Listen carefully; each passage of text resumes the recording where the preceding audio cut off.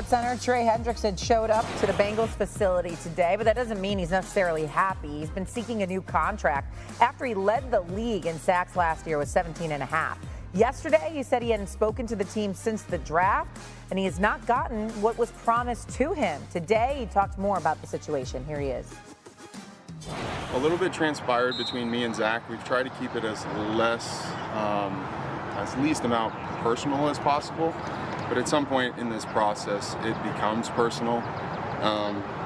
Being sent 30 days before mandatory camp, or however many days it is, that if I don't show up, I will be fined, alludes to the fact that something won't get done in that time frame. Okay, then, our NFL analyst Tim Hasselbeck joins us now on SportsCenter. And so, Tim, we just obviously heard from Trey Hendrickson.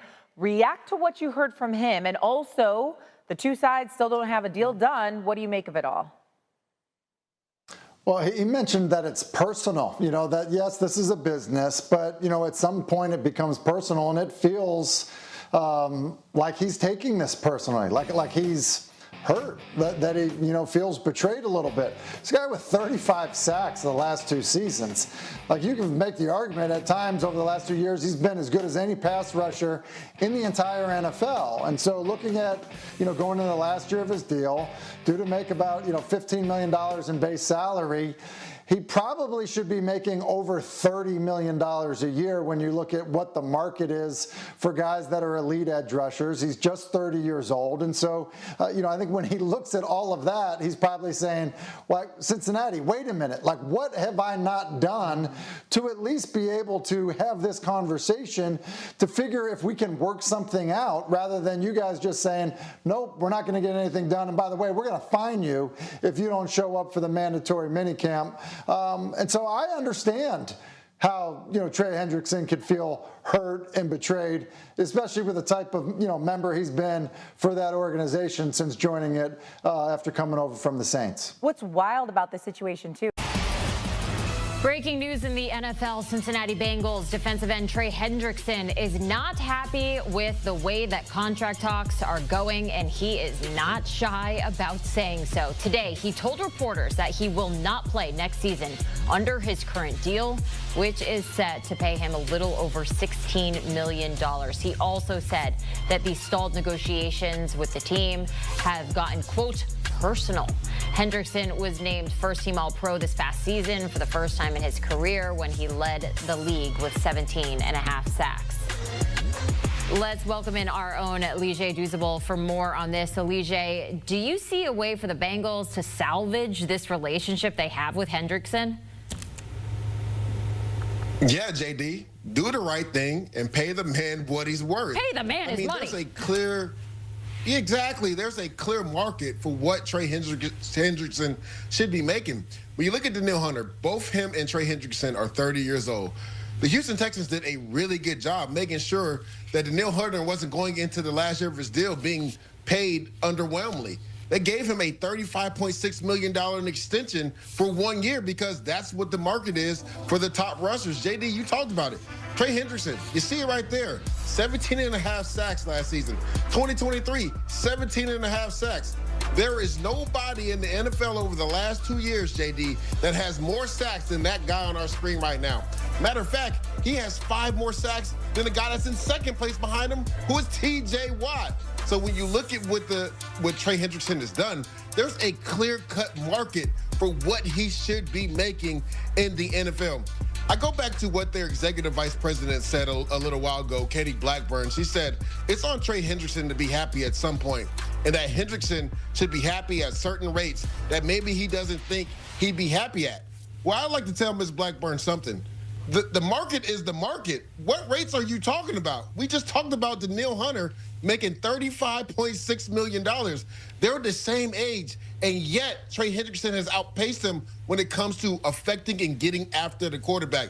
The Bengals have handled this awfully, and they need to do the right thing because we saw last year, you can have an explosive offense averaging over 27 points a game. It doesn't matter if your defense can't slow anybody down. He was their best defender last year. You best believe they need him if they plan on going to the playoffs this year. So how do you realistically see this playing out? What do you think is going to actually happen?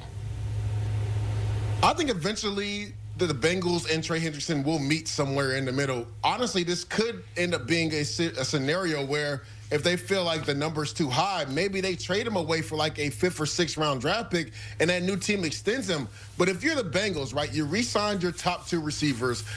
Joe Burrow is under contract. You have admirations to go to the playoffs and go further in the playoffs. Let's not forget, in 2021, they went to the Super Bowl. In 2022, they went to the AFC Championship game. They're trying to get back to where they were at, and they need Trey Hendrickson to do this. So I know the Bengals brass would love to get a deal worked out, but again, the market is already set on what Trey Hendrickson should make. I don't understand why the Bengals continue to drag their feet. They did the same thing with T. Higgins and Jamar Chase. It cost them a lot more money. Now they're doing the same thing with their best defensive star in Trey Hendrickson. I do believe ultimately, though, these two will meet in the middle somewhere and a deal will get done, because without Trey Hendrickson, they're going to have a same issue they had last year with that defense. You know who else is hoping that this deal gets done? It's their 1st-round draft pick in Shamar Stewart. He came out saying that he plans on being around Hendrickson to learn from him as much as possible. Does this make sense a little bit more with the way that they went in the draft now? And JD, this is why I'm scratching my head, because they went with Shamar Stewart, who I love, but is the biggest boom or bust prospect in this draft. So you're asking a lot for a guy that didn't really have production in college. I believe only 4.5 sacks in 4 years at Texas A&M, but has out-of-this-world traits. You're asking a lot of him if Trey Hendrickson isn't there to come in and be the guy from day one to affect the quarterback. It took a guy that has a similar skill set as Shamar Stewart 2 years ago and Miles Murphy, and he just hasn't developed. So right now you got 2 former 1st-round picks that you're going to be banking on if Trey Hendrickson is not in the building, and both of these guys are boom or bust prospects. So if you're the Bengals, and again, you have playoff admirations, stop playing around. Stop dragging your feet. The market has been set. Pay Trey Hendrickson his money because he deserves it. And if they don't, say this just does not work out, what are some potential landing spots? Where do you like him when it comes to other teams in the league?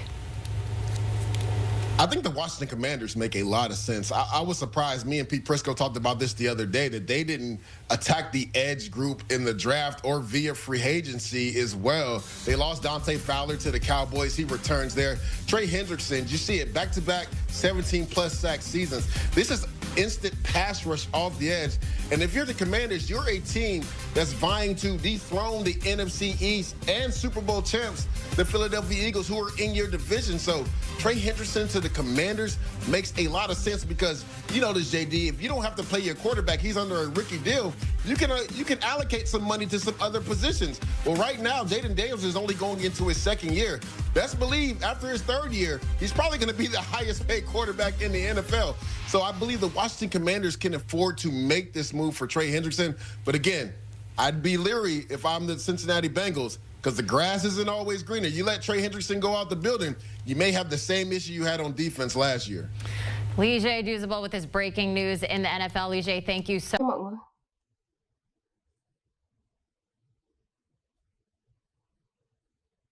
Mũi tiếp theo. Đấy, mình làm lần lượt như vậy cho đến hết.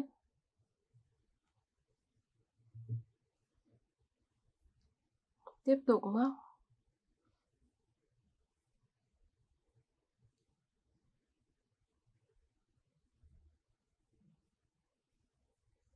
Đấy, mình sẽ móc nối 2 màu sắc vào. Móc tiếp nhé, móc tiếp vòng quanh. Tiếp nha mọi người.